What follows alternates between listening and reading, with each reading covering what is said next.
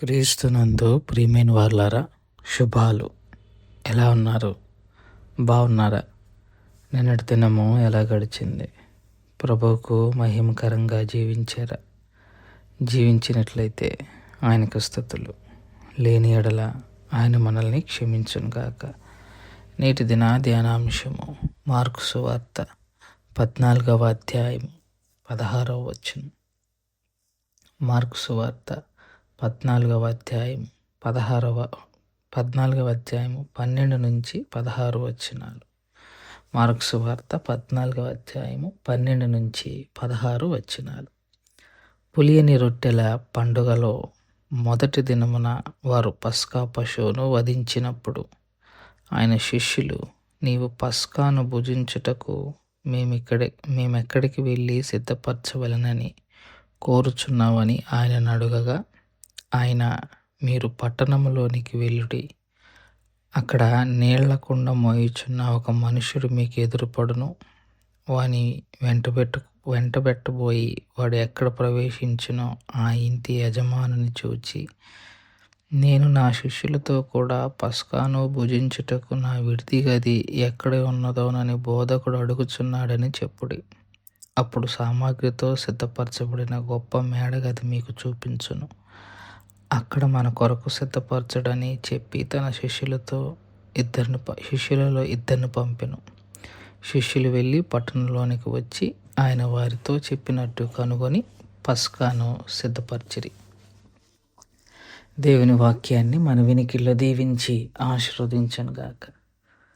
చదవబడిన లేఖన భాగాన్ని పరిశీలన చేసుకుంటే, పులియని రొట్టెల పండుగలో మొదటి దినము పస్కా పశువును వధించినప్పుడు, అంటే పస్కా పండుగ రోజు మొదటి రోజు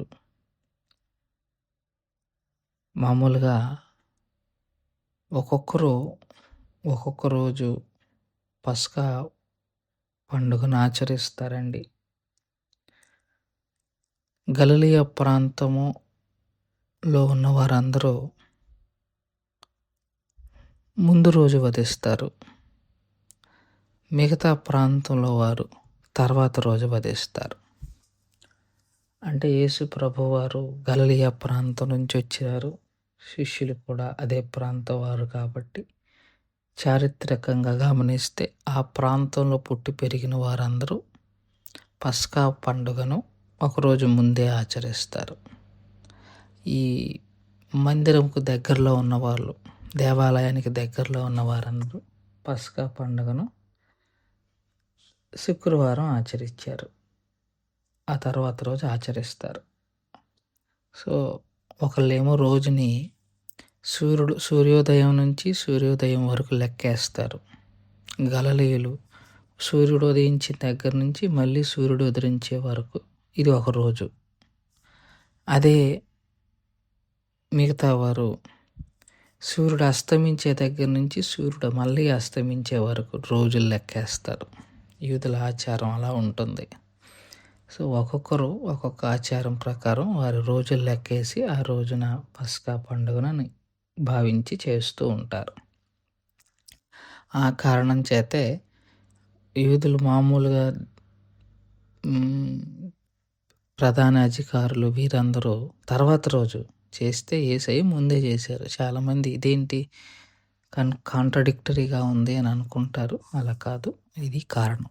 రైట్. యేసు ప్రభువారు ఆ పులియని రొట్టెల పండుగను ఆచరించాలి.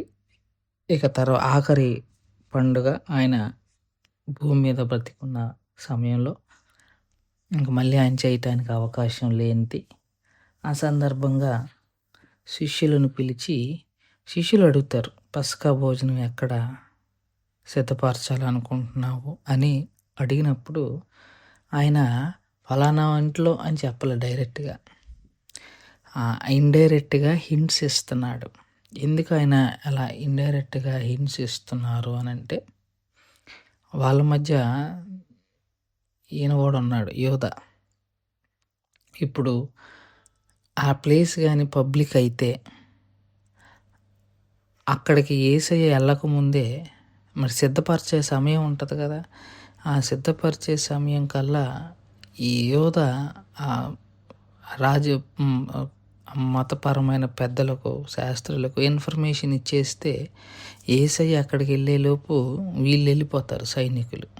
యేసయ్య రాగానే పట్టుకెళ్ళిపోతారు. మరి పస్కా పండుగను ఆచరించలేడు. సో యేసయ్య పస్కా పండుగను ఆచరించాలి, ప్లస్ బల్లారాధన అనే వ్యవస్థను స్థాపించాలి కదా. దానికోసం నా ముందుగానే యోధాకు ఆ విషయం తెలియకుండా ఇండైరెక్ట్గా ఏమని చెప్తాడంటే, మీరు పట్టణంలోకి వెళ్ళండి, అక్కడ నీళ్ళు కుండ ఒకడు మోసుకుంటూ వస్తాడు, ఆయన ఎక్కడికి వెళ్తాడో వాడు ఎమ్మట మీరు కూడా వెళ్ళండి, ఆ ఇంటి యజమాని చూచి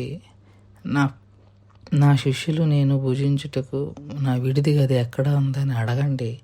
ఆయన వెంటనే బ్రహ్మాండంగా అరేంజ్ చేయబడిన ఒక మేడగది చూపిస్తాడు. అక్కడికి వెళ్ళి మీరు సిద్ధపరచండి అని చెప్తాడు. అంటే అడ్రస్లు చెప్పడం. మీరు పట్టణంలోకి వెళ్ళండి, మీకు ఆనవాళ్ళు ఒకటే, ఓ నీళ్ళ కుండ పట్టుకొని వస్తాడు, ఒకడు మోసుకుంటూ వస్తుంటాడు, వాడిని వెంబడించండి అని అంటే, ఇక్కడ మళ్ళీ మనం ఒక డౌట్ రావచ్చు, ఏంటి పాస్టర్ గారు అంతమందిలో ఎవడు ఏ నీళ్ళ కుండ మోసుకొని వెళ్తాడు? నీళ్ళ కుండను మోసుకొని వెళ్ళేవాళ్ళు ఎలాగా గుర్తుపట్టవచ్చు, బోల్డ్ మంది ఉండొచ్చు కదా అని అంటే, యేసయ్య ఊరక చెప్పడం. నీళ్ళ కుండలను మోసే సంస్కృతి ఆడోళ్ళదే. ఆ రోజుల్లో నీళ్ళ కుండలు ఆడోళ్ళే మోసుకొచ్చేవారు. కానీ ఇక్కడ ఈ మగవాడు మోస్తున్నాడు. అంటే చూసాడు యేసయ్య, ఆ పట్టణ పరిస్థితులను చూశాడు. అందరూ ఆడోళ్ళు నీళ్ళ కుండను మోస్తున్నాడు, కానీ ఈ మగాయన మాత్రమే, ఇతరువాడు మాత్రమే మగవాడు నీళ్ళ కుండ మోస్తున్నాడు, అందరికంటే పర్టికులర్గా ఉన్నాడు. గమనించే ఉంటాడు, ఆయన ఆల్రెడీ ప్రీ అరేంజ్ చేసుకునే ఉన్నాడు. కాబట్టే కదా అధికారి దగ్గరికి వెళ్ళి చెప్పగానే ఆల్రెడీ ఆయన రెడీ చేసిన ఒక ఇంటిని చూపిస్తాడు, మేడగదిని. అంటే ఒక ఇంటిని అనుకున్నాడు, ఆ ఇంటికి సంబంధించిన ఒక దాసుడు నీళ్ళ కుండ మోసుకొస్తున్నాడు. ఆ పట్టణంలో వాడే, ఇంకెవడు ఆ పని చేయటంలా. కాబట్టి వెళ్ళగానే దొరుకుతాడు. ఆ అడ్రస్ అదనమాట. సో దొరికాడు, వెళ్ళారు, మేడగది సిద్ధపరిచారు. తర్వాత ప్రభు వెళ్ళి అక్కడ సిద్ధపరచడం. ఇక్కడ యేసు ప్రభు వారు పస్కా పండుగను ఆచరించటం అన్న వ్యవస్థను రహస్యంగా ఉంచారు. యోధాకి అది తెలియకూడదు, ఎందుకంటే అది తెలిస్తే మళ్ళీ యోధ సమాజ మందిరపు అధికారులను అలర్ట్ చేస్తారు. ఇక వాళ్ళు వస్తే ఈ ఆచారం జరగదు, అది జరగాలి, శిష్యులకి నేర్పాల్సిన పాఠాలు నేర్పాలి. మీరు గమనించుకుంటే పస్కా పండుగ ఆ రోజు రాత్రి చాలా విషయాలు మాట్లాడతారు యేసయ్య వారితో. మీరు యోహాను సువార్తను గమనించుకుంటే 13, 14, 15, 16, 17 వచనాలు, మొత్తం 5 అధ్యాయాల్లో యేసు ప్రభు వారికి చివరి ఇన్స్ట్రక్షన్స్ ఇచ్చినట్టుగా మనం చూస్తాం. సో మరి అదంతా ఇవ్వాలంటే యోధాకి ఇది రహస్యంగా ఉండాలి. లేకపోతే సమాజ మందిరపు అధికారులు పస్కా పండుగను ఆచరించకుండానే యేసయ్యను తీసుకొని వెళ్ళిపోతారు. ఆ ప్రమాదం ఉందని ఆయనది రహస్యంగా ఉంచారు. ఇది ఇందులో ఉన్న అంశాలు. దేవుడు ఈ మాటలను దీవించి ఆశీర్వదించను గాక. ప్రార్థన చేసుకుందాం. మమ్మల్ని మిక్కిలిగా ప్రేమించిన మా ప్రియ పరలోకపు తండ్రి, మీ పాదాలకు స్తోత్రాలు. చెప్పబడిన వాక్యాన్ని బట్టి మీకు స్తోత్రాలు. విన్న వాక్యం మా హృదయంలో భద్రపరుచుకొని వాక్యానుసారంగా జీవించగలిగిన కృపాభాగ్యం మాకు అందరికి దయచేయమని యేసుక్రీస్తు ప్రభువారి పునినామములో అడిగి వేడుకుంటున్నాం తండ్రి. ఆమెన్. God bless you.